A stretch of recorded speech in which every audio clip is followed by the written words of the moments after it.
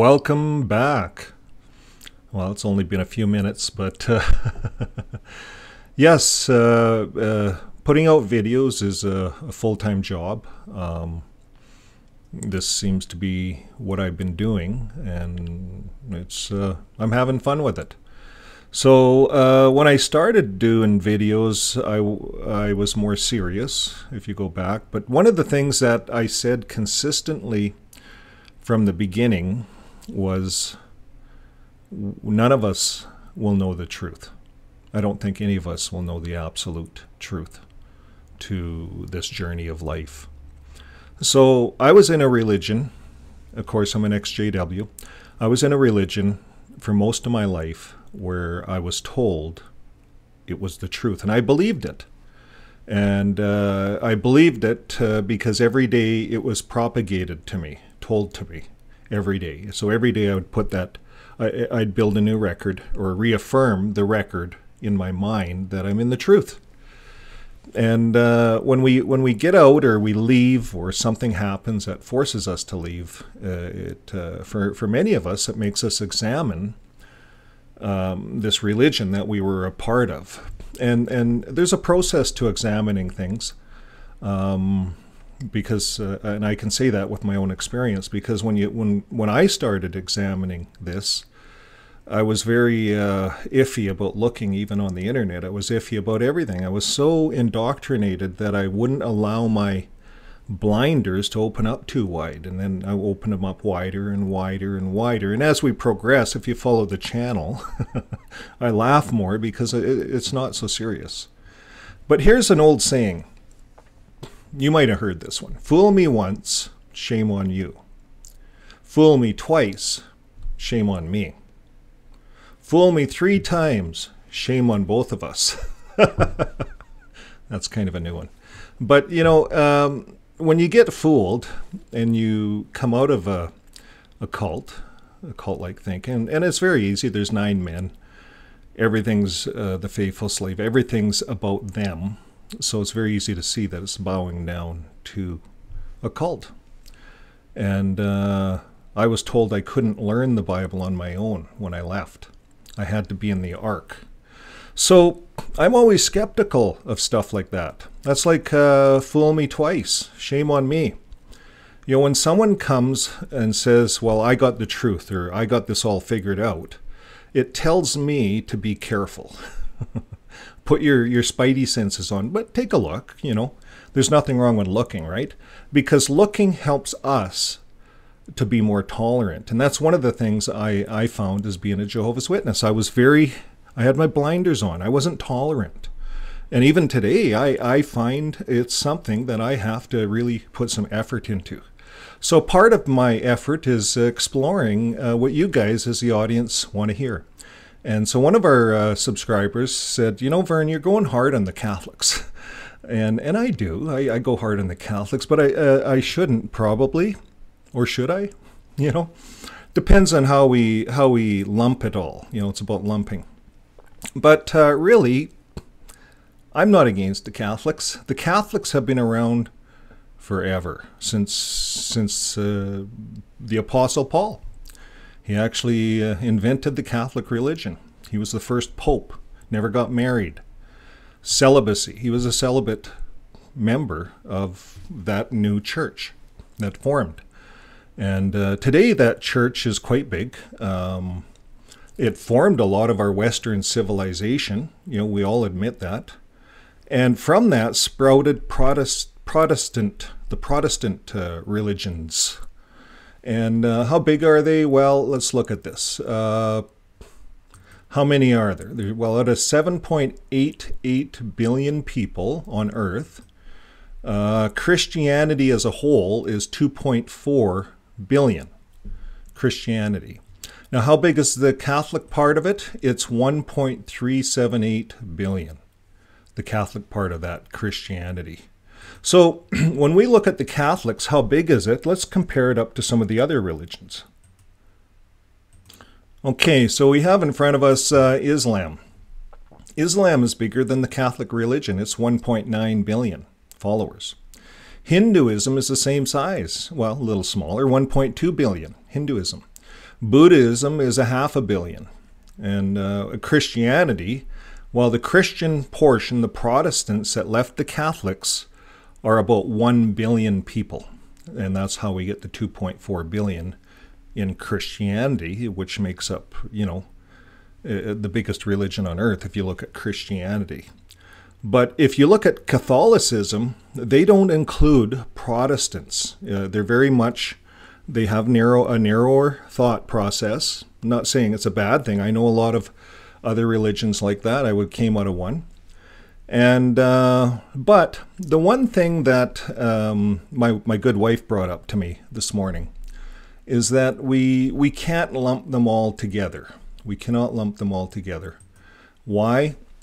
Well, some of the articles I deal with do lump Mormons, Catholics, and Jehovah's Witnesses in together for lobbying the governments again to preserve the clergy penitent privilege. They lobby the government to preserve that. Why? Well, because the child sex abuse payouts are too high. So if they can cover that up, they don't have to do the payouts. And the states that are saying no, they have to do the payouts. So, and it's happening. So we're going to see what happens. This is one of the questions I have against all these religions. But now, if we narrow it down, like my good wife said, the Catholics don't tell their people that we don't lobby. They don't tell their people that we don't do this. They do all kinds of stuff. There's no really rigid rules. It's not like the Jehovah's Witnesses that lied to us and told us, no, we don't lobby. And I did a video, just I'll pin it at the end. But on that, on what's going on in religion, how they're lying, and JW.org is they're lying to us, and they're actually promoting, in essence, a covering up of this child sex abuse. That's the way I see it. So if someone else can see it a little differently, show me. I'm willing to take a look.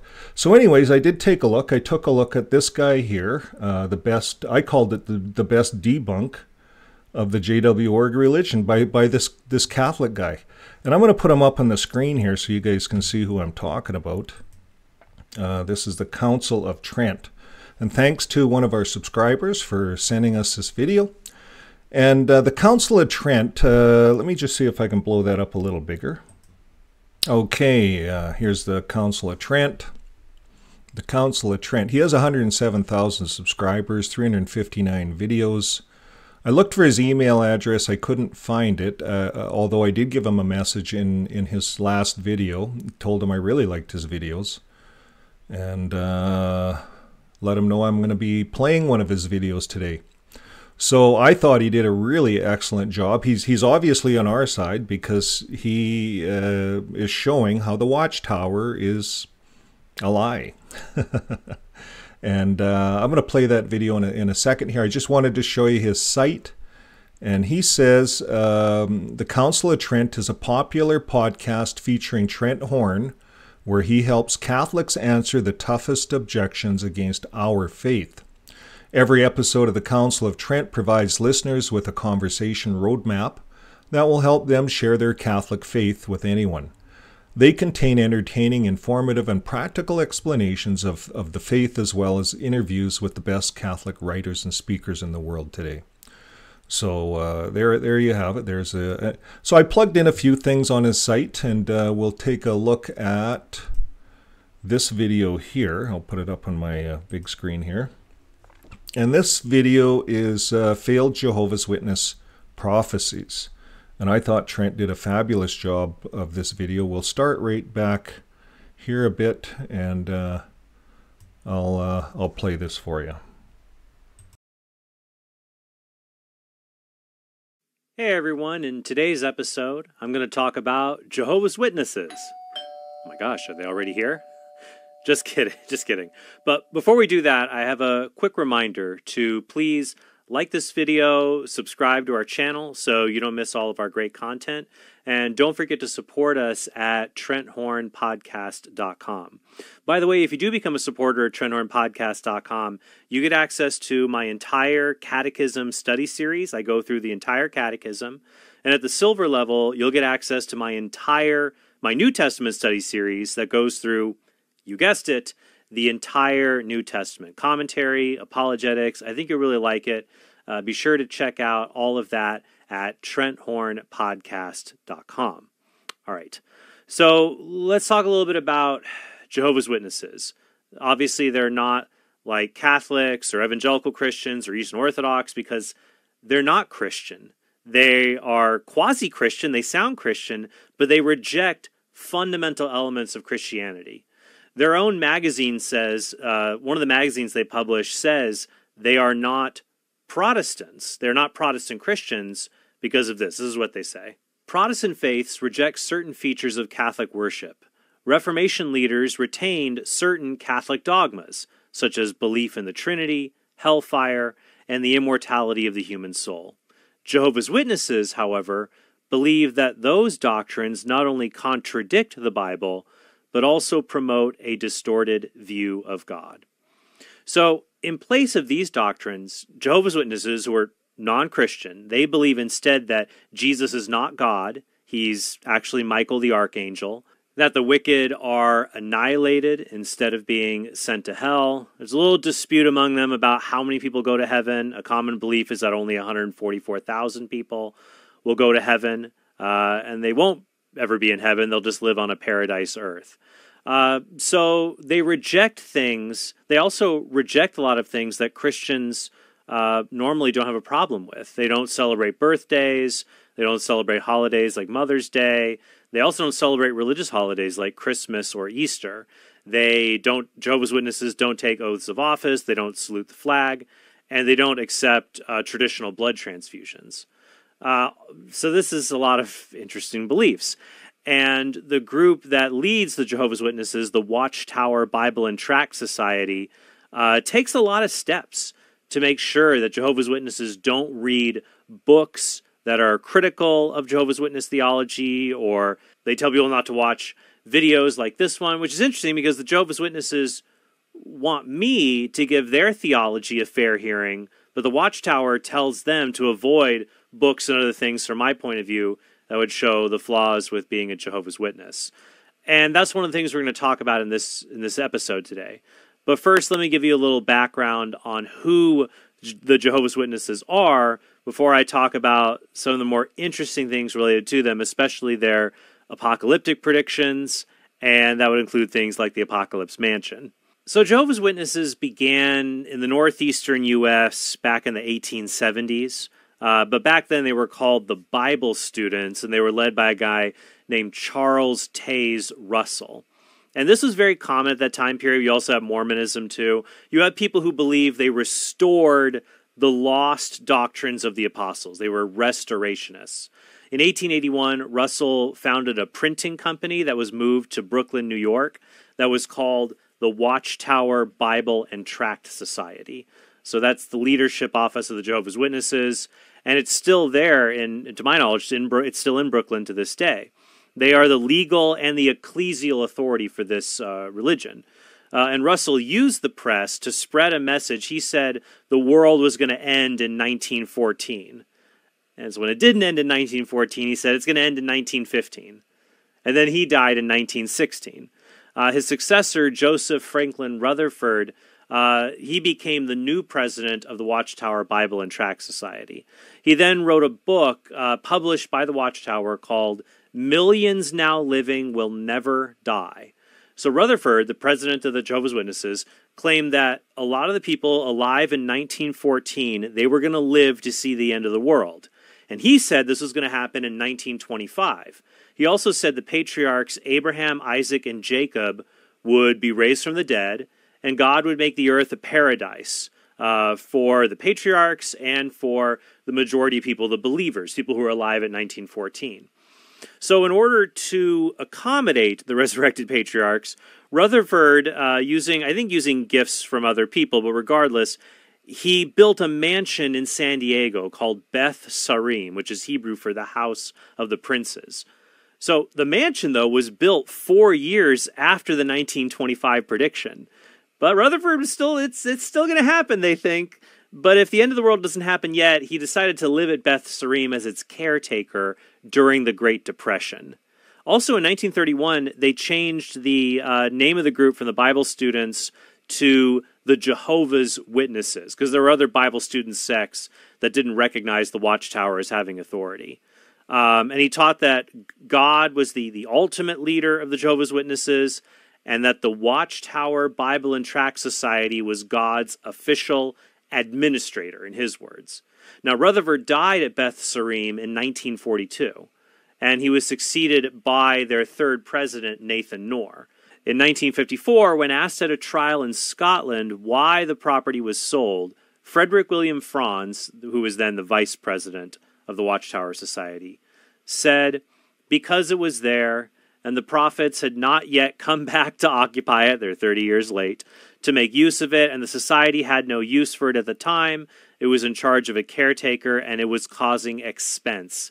And our understanding of the scriptures opened up more and more concerning the princes, which will include those prophets, and so the property was sold as serving no present purpose.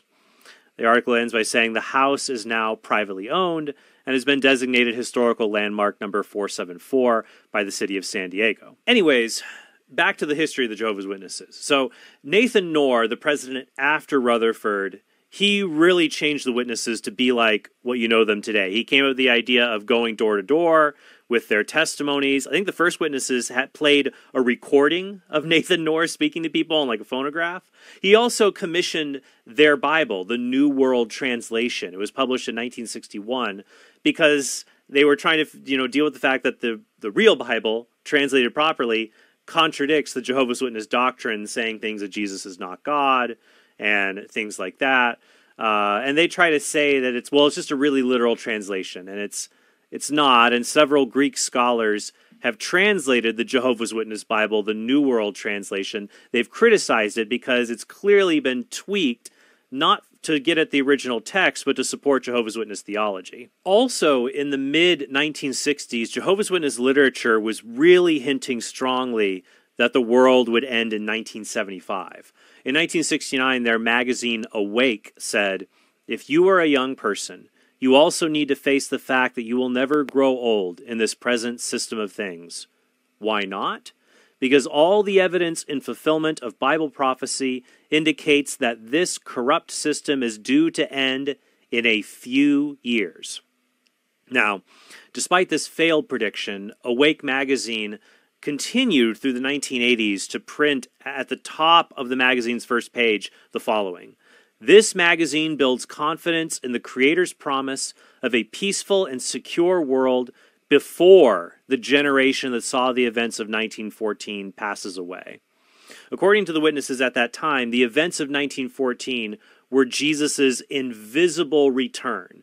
They said this was prophesied to happen like 2,520 years after the fall of Jerusalem, which would put it in 1914, which gets the fall of Jerusalem wrong. They think it happened in the 600s when it happened in 587.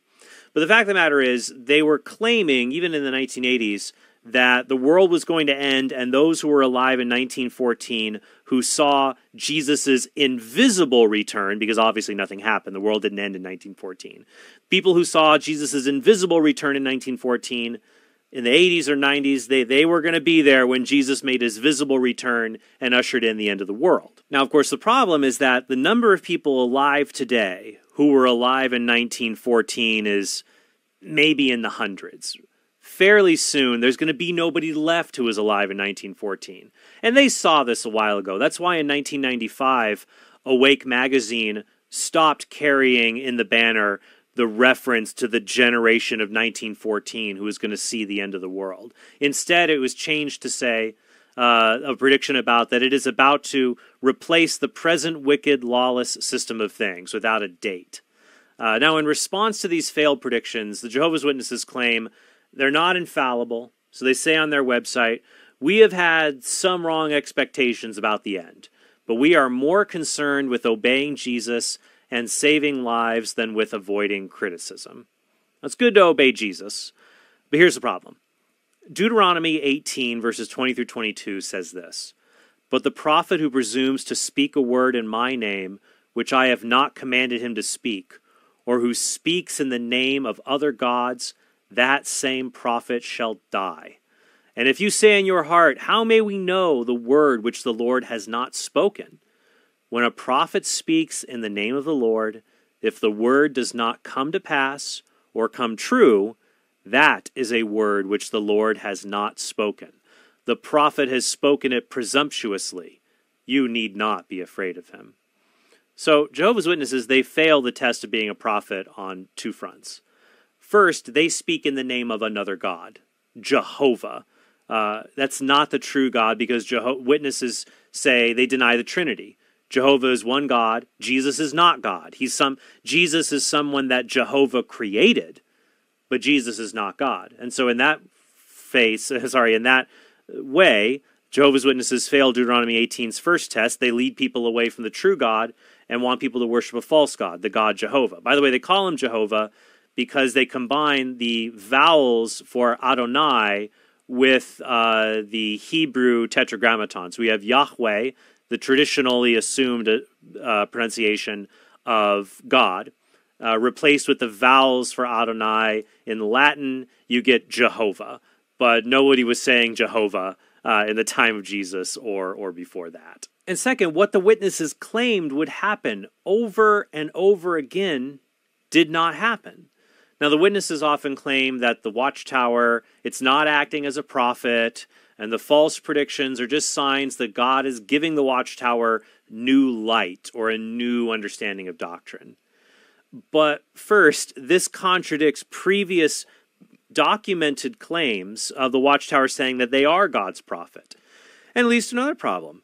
If the Watchtower is still learning, we're still trying to figure all this out, why trust anything it teaches now? If God were really guiding the Watchtower, why would he allow what they call themselves a spirit-led organization? Why would he allow them to lead so many people into error about when the world is going to end?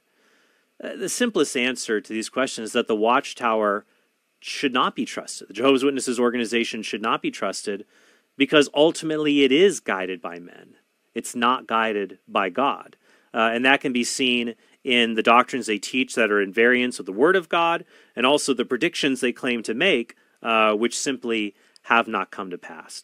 So, hey, if you guys really enjoyed this episode, if you want to learn more about the Jehovah's Witnesses, I would recommend my booklet, 20 Answers, Jehovah's Witnesses. You can check that out at shop.catholic.com. I'll leave a link to it here in the description below. But I hope that this was a helpful one for you. And yeah, it's kind of neat when you live in places, you don't realize these historical elements are there in your own backyard. I mean, I don't live in California anymore. But when I did, it was cool to go and see this stuff. If I do a future episode on Mormonism, another episode on Mormonism, I'll have to show you the Mormon Battalion site in Old Town, San Diego. It's a really cool place, actually. So actually, I went there, and they asked for my address so missionaries could come and talk to me. And I gave them the Catholic Answers address, and I saw them walk up to the building, and they turned around. But I enjoy chats with Mormons when they stop by every now and then. I'll have to do another episode on that. So many things to do episodes on. Well, thanks a lot, Trent, for delivering that information. I thought he delivered this information as good as an XJW would deliver it. He threw in some Catholicism stuff, but it gives you as the audience a bit of the Catholic belief system. I want to show you a couple other things here that Trent has on a video. If you just hang on here for a second. Okay, I'm back on his site, and I'm going to type in sex abuse to see what comes up. And because a lot of people, especially Catholics, don't want to maybe talk about this. He does. The worst reason to leave Catholicism. So let's just pull this video up. An article I read a few months ago called "Why I Just Quit the Catholic Church." Now, this was written back in May of 2022. I remember reading it back then thinking, oh man, I really want to talk about this. this just really stands out to me as a bad reason to leave the Catholic faith. But, life happens. I sometimes come across all kinds of articles and videos, want to talk about them here on the podcast, and life happens. I got a debate to prep for, or I'm traveling, or personal reasons. Not able to get to it. But today I thought, you know what? I do want to talk about this. This is something that's important. And when I hear people say, I'm leaving the Catholic faith, I try really hard to be empathetic. I don't always succeed in that. I'm a fallible human being. I can be unempathetic and fail in that regard. But I try, and I think we all should try. If someone says, I don't want to be Catholic anymore, and they give a reason, to try to understand where they're coming from. I think there's a big temptation, especially people who want to dramatically change church teaching and then say, I'm mad that the church upholds traditional teaching, so I'm leaving. There's this temptation to want to say, okay, don't let the door hit you on the way out, buddy. Now, on the one hand, I understand the sentiment behind that. Think about St. Paul when you had the man who was engaged in incest with his stepmother in 1 Corinthians 5. And he said that he blamed the community for tolerating that behavior. And he said the man needed to be handed over to Satan, that maybe it would knock some sense into him. So on the one hand, if you want someone to be, that's why we have excommunication, right? It's a medicinal punishment to help people see the gravity of their sins.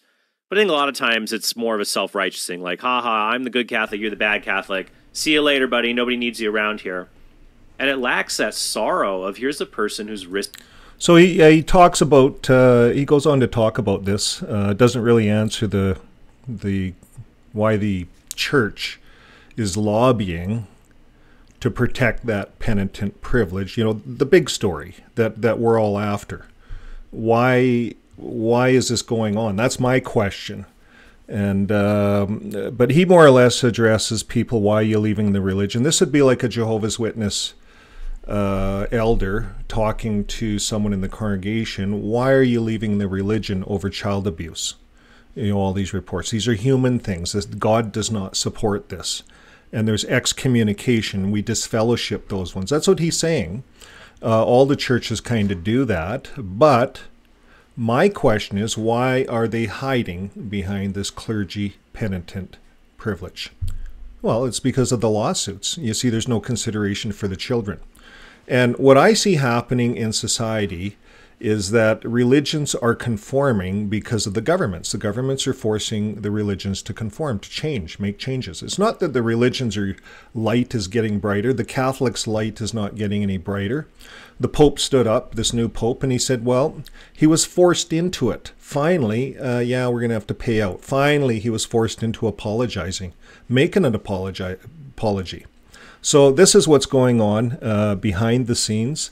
I can understand someone like Trent here doing his best to keep the members in, just like a good Jehovah's Witness elder or circuit overseer or district overseer would be online. If they were allowed to be online, they'd be doing the same thing. And that's what I see happening here. So let's move on. Okay, so we're back at the beginning here. So when we look at Christianity, 2.4 billion. This gives us a list of all the religions. Islam, 1.9 billion. Hinduism, 1.2 billion. Buddhism. How big Christianity? This is the Catholic religion. It's 1.378 billion. Big religion. But it's not bigger than Islam. It's not the biggest. So what's happening in the Catholic religion today? Well, here it is. Since 1970, weekly church attendance among Catholics has dropped from 55% to 20%. And the number of priests declined from 59,000 to 35,000. And the number of people who left Catholicism increased from under 2 million in 1975 over to 30 million today have left. So you see what's happening, folks. Back in 75, 2 million left. Today, 30 million leave. And it's the same in the Jehovah's Witness religion. It's the same in other religions. And why? I believe it's because of people had enough. I think it has to do with this scenario right here. Yeah, that was my quote in the beginning from Stephen King. Fool me once, shame on you. Fool me twice, shame on me. And fool me 3 times, and shame on both of us. So what do I say? But, when we think of the Catholic Church, we think of some of these guys that are out there. I think this guy here, Trent, is on our side. He's, I look at the Jehovah's Witness religion, and they make all these statements like, we don't lobby, we don't get involved in politics, but yet they're involved. The Catholics don't make that claim. In fact, they'll run for president. The Mormons don't make that claim. They'll run for, they're voted in as senators. So it's the religions that lie to their members. And that's the difference between the Catholics, the Mormons, and the Jehovah's Witnesses. The Jehovah's Witnesses are over here doing all the lying. Why lie to your members? If you're going to be like the Catholics and the Mormons, be like them. Don't call them down. Don't call them part of Babylon. You're part of them, Jehovah's Witnesses. You're part of it. But yet they go over here, lie to protect what? Jehovah? This name Jehovah? The Watchtower? You see, for ones of us that have been in it, we take that personal because we've spent a lot of our life. I spent 30 years in this religion that lied to me every day. Kept putting lies into my head. So when we get out, this is what we do. We do the opposite. We help others to see that it's not true. But you can look around, and there's other religions out there. They're not lying as bad. They're apologizing more. They're starting to pay out. And in Spain, the Catholics, that investigation just came out recently, and they're going to pay out a whole pile of money. They said we're going to pay out. So yes, it's happening. Jehovah's Witnesses are still lying, and they're still saying that we don't have to apologize, and light's going to get brighter, and things are going to get better. But for those of us that come out of the Jehovah's Witnesses, we feel like we've been fooled. And we don't trust other religions. We don't trust ideologies that come to us and say, we have the truth. That's just something I don't trust, personally. And I'll look at all kinds of theories. I think it's interesting. I think it's fascinating. And I think most of all, it helps me to build tolerance, to be tolerant of others. And if I know a little bit about what they believe in and why they believe in it and how they believe in it, then it helps me. So I hope this video has helped you guys. And thanks a lot to Trent. Maybe someday Trent will come on with us, do a little bit of a talk. I'd certainly invite him on. But if not, he certainly did a good job in his video debunking JW.org. So thanks again, folks, and until next time, keep living your life with love. Bye for now.